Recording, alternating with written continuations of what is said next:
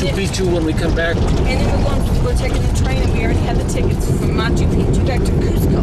Now I don't know what we're doing in Cusco, but we're spending 2 days in Cusco, I think. Okay, un tren de Machu Picchu a Cusco. Y luego de ahí, avión. El avión. A Lima. We fly back.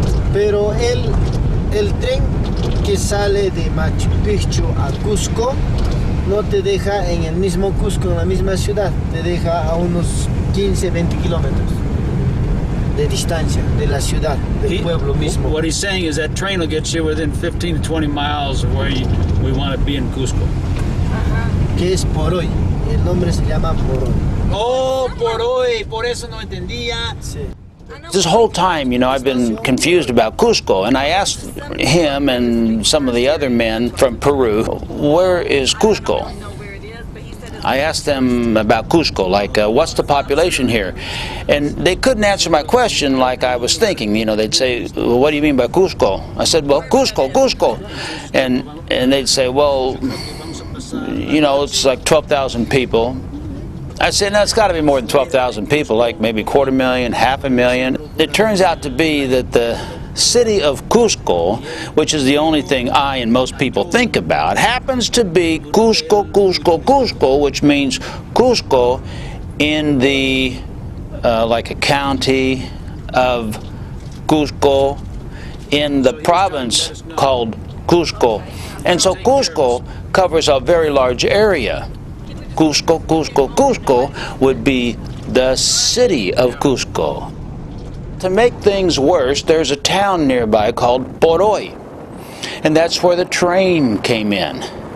And so as we were driving out of there, these guys kept telling me about Poroy. Well, Poroy means for today. So I'm thinking during this long conversation that they're telling me about something for today, Poroy. I didn't understand why they're talking about for today. I kept thinking, it's not going to be for today. We're going to be gone for several days. Well, he's doing something. ¿Qué está haciendo allá? ¿Es maestro? ¿Es maestro? Sí. This is a teacher. You'll see this in some Latino countries. On horses. He looks familiar. Yes.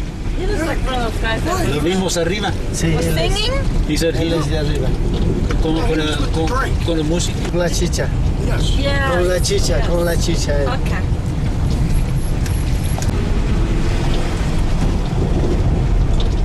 I said, well, why is it called Poroy for today? And they said, well, apparently a general came through here one time, or some, VIP, very important person, and he said, we're going to stay for today. I was just thinking how it's different from the others, where they've forsaken any kind of modern. Yeah. It's not that. It's just so much of it's just not needed. But if it's needed, They'll use it. want it, yeah. They have electricity.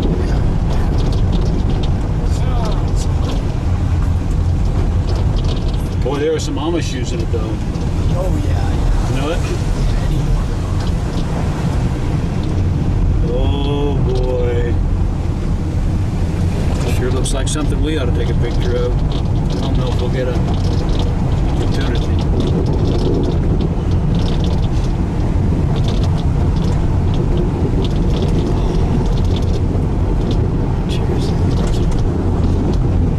This footage is some of the most important thing I can get. I've gotten it. I mean, road footage.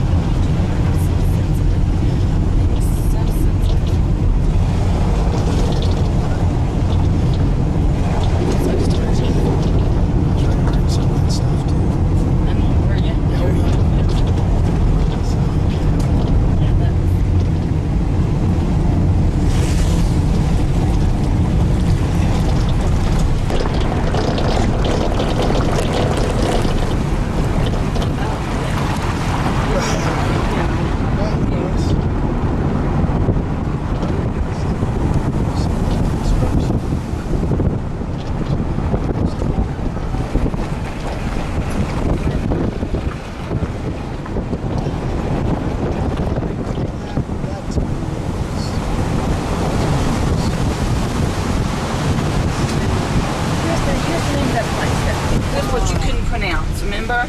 Yeah. This is, oh, okay. Ollantaytambo. Say it again. Ollantaytambo.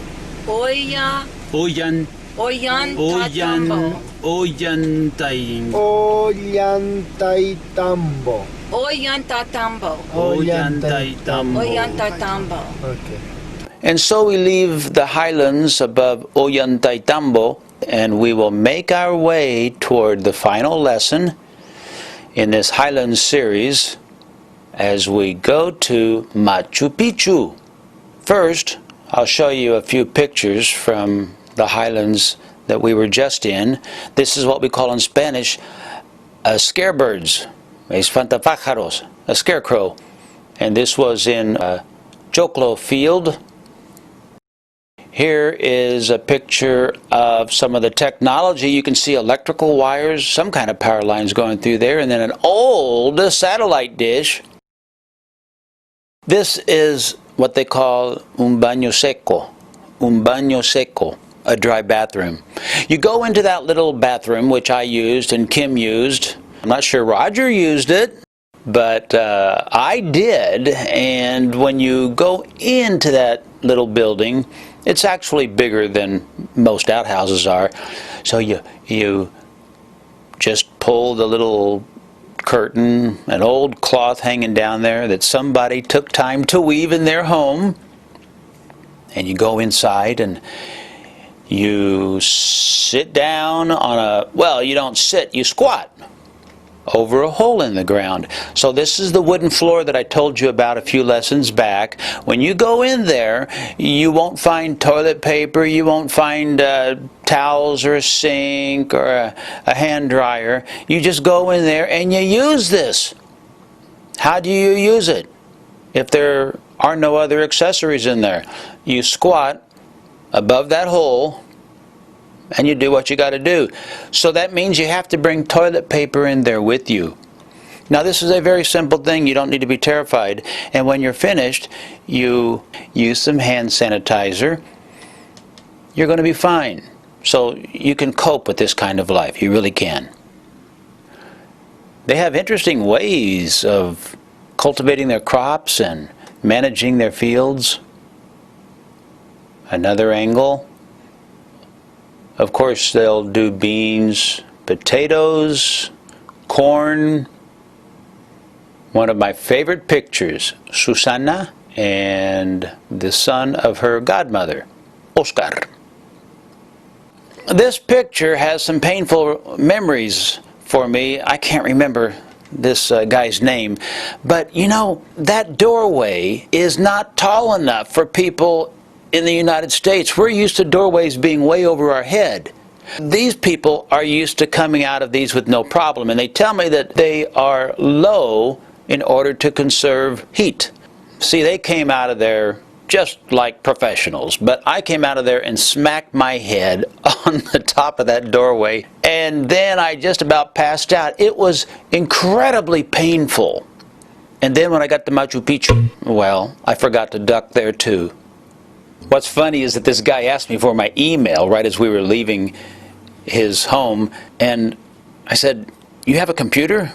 He says, "No, I used somebody's computer down in Ollantaytambo. I haven't gotten an email from him yet."